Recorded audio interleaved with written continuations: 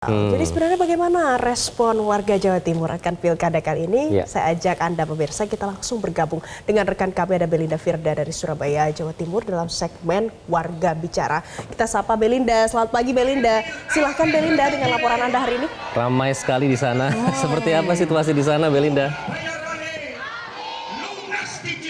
Ya, Iqbal dan Valen, pemirsa selamat pagi. Betul sekali, suasana di sini ramai sekali karena sudah dipadati oleh ratusan warga Jawa Timur yang hari ini siap untuk memberikan suara dukungannya, mengantarkan pasangan yang mereka dukung, yakni Khofifah dan juga Emil yang rencananya akan daftar pagi ini menuju KPU Jawa Timur di sekitar pukul 10 waktu Indonesia Barat. Kita mengingat bahwa hari ini adalah hari kedua pendaftaran pasangan calon gubernur, wakil gubernur dan juga kepala daerah, di mana kalau kita melihat bahwa kemarin di hari pertama tanggal 27 Agustus 2024 di KPU Jawa Timur tercatat belum ada pendaftar, dan hari ini di hari kedua yang dibuka mulai pukul 8 hingga nanti 16 waktu Indonesia Barat ini rencananya Khofifah dan juga Emil akan menjadi pasangan pertama yang mendaftar dengan diiringi ratusan rombongan yang sudah berkumpul di depan kediaman Khofifah Indar Parawansa sejak pukul 5 pagi tadi. Iqbal dan juga Valen, kita akan mendengarkan bagaimana antusias warga Jawa Timur menyambut pesta demokrasi.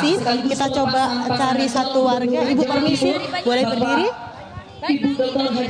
Ibu, bagaimana harapan kepala daerah Jawa Timur yang memimpin warga Jawa Timur termasuk Ibu yang hadir di sini? Ya, tentunya Jawa Timur lebih maju, lebih sejahtera dan lebih berprestasi. Sosok pemimpin seperti apa yang Ibu harapkan?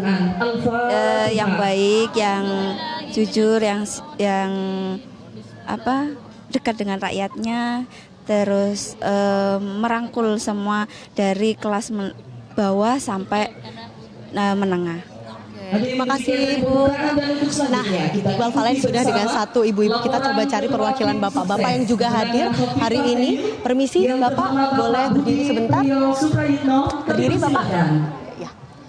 Pak, Bapak tahu nggak rencananya ada berapa calon gubernur yang akan mendaftar di tahun ini? Dari ingat saya ada dua, yang pasti Bu Khofifah, yang kedua kemarin dari kita yaitu dari PDIP Bu Risma. Oke, berarti akan ada dua yang Bapak tahu ya. Kita tunggu nanti selanjutnya sebenarnya sosok seperti apa yang diharapkan Bapak untuk memimpin Jawa Timur 5 tahun depan? Sosok yang kita harapkan seperti 5 tahun yang lalu itu kepemimpinan Bu Khofifah sudah sangat luar biasa, dan mungkin ini untuk kedepannya kita dari JKSN Jawa Timur mendukung sepenuhnya untuk menjadi yang lebih baik dan luar biasa. Amin, amin. Terima kasih Pak.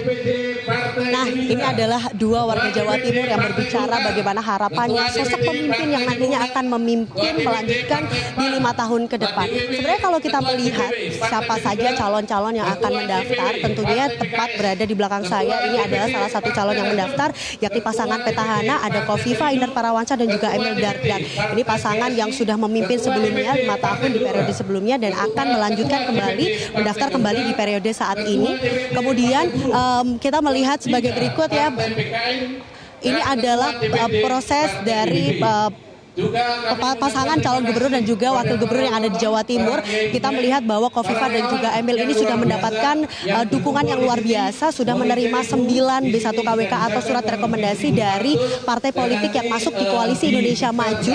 Ini diantaranya tercatat ada dari Nasdem, kemudian Demokrat, Golkar, ada PAN, Gerindra, PKS, P3, PSI dan juga Perindo. Termasuk Khofifah dan juga Emil ini sudah menerima 5 dukungan dari partai non-parlemen yang diterima oleh pasangan ini pada hari pertama pendaftaran, yakni pada tanggal 27 Agustus 2024. 5 partai non-parlemen ini diantaranya ada Partai Gelora, kemudian ada Partai Buruh, Partai Bulan Bintang, Garuda dan juga Partai Kebangkitan Nusantara. Ini artinya sudah ada 14 partai yang akan mendukung pasangan petahana, yakni Khofifah dan juga Emil. Sementara itu, kalau kita melihat di Jawa Timur sebenarnya ada 2 partai besar yang belum menentukan suaranya hingga hari ini. Kalau kita melihat ada PDIP dan juga PKB, ini adalah 2 partai yang memiliki suara politik cukup besar di Jawa Timur. Namun hingga hari ini kita masih menunggu, belum mengumumkan secara resmi.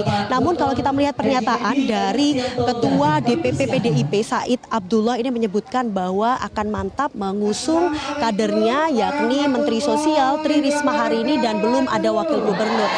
Sebenarnya sudah ada komunikasi yang dijalin PDIP kepada PKB untuk rencananya mengusung mengusung calon secara bersamaan, namun ternyata diskusi ini cukup alot dan masih belum mendapatkan atau masih buntu begitu, karena ini disampaikan oleh Wasekjen PKB Syaiful Huda yang menyebutkan bahwa nantinya PKB rencana akan mengusung calonnya sendiri, gubernur dan wakil gubernur khusus untuk wilayah Jawa Timur. Kita tunggu bagaimana sikap dari kedua partai yang cukup besar di Jawa Timur itu.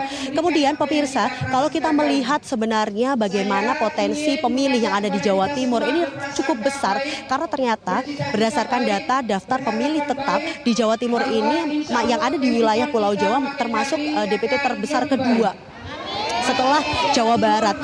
Berarti ini ada potensi yang cukup besar mengapa Jawa Timur ini menjadi satu provinsi yang cukup penting untuk diperhatikan. Nah, kalau kita melihat data lagi, ada lebih dari 31 juta pemilih yang ada di Jawa Timur dan 16 jutanya, hampir 16 juta ini didominasi oleh perempuan. Ini artinya menunjukkan representasi bagaimana pilihan suara warga Jawa Timur nanti akan didominasi oleh perempuan, yakni hampir 16 juta, sedangkan 15 juta sisanya adalah laki-laki. Sebenarnya kalau kita melihat menjadi pemimpin di wilayah Jawa Timur ini tentu bukan sesuatu yang mudah, karena ada banyak tantangan yang perlu dihadapi oleh kepala daerah yang nantinya akan melanjutkan Kofifa dan Emil di periode sebelumnya, diantaranya terkait kemiskinan, karena kemiskinan ini masih menjadi sorotan, satu masalah sosial yang masih harus terus diperhatikan. Kalau kita melihat data dari BPS bahwa dari 6 provinsi yang ada di Pulau Jawa, ternyata Jawa Timur ini masih menduduki posisi ketiga untuk warga yang jumlah angka kemiskinannya cukup tinggi. Kemudian kalau kita melihat tantangan kedua adalah pengangguran, karena di Jawa Timur ini masih cukup tinggi, didominasi oleh mereka lulusan dari SMK dan juga SMA di angka 6,42% dan juga angka 4,64%. Tantangan yang ketiga yang cukup menjadi concern adalah bagaimana pengelolaan sampah dan juga limbah di Jawa Timur ternyata masih cukup penting untuk diperhatikan, karena pengelolaan sampah ini Jawa Timur menyumbang angka yang cukup tinggi, dan juga untuk Sungai Brantas yang menjadi salah satu sungai terbesar di Jawa Timur juga masih tinggi kandungan mikroplastiknya. Demikian laporan dari Surabaya. Kita mendukung bagaimana kita menantikan antusias warga Jawa Timur untuk menyambut pesta demokrasi di 27 November mendatang. Demikian laporan dari Surabaya, kembali ke studio. Jelajahi cara baru mendapatkan informasi. Download Metro TV Extend sekarang.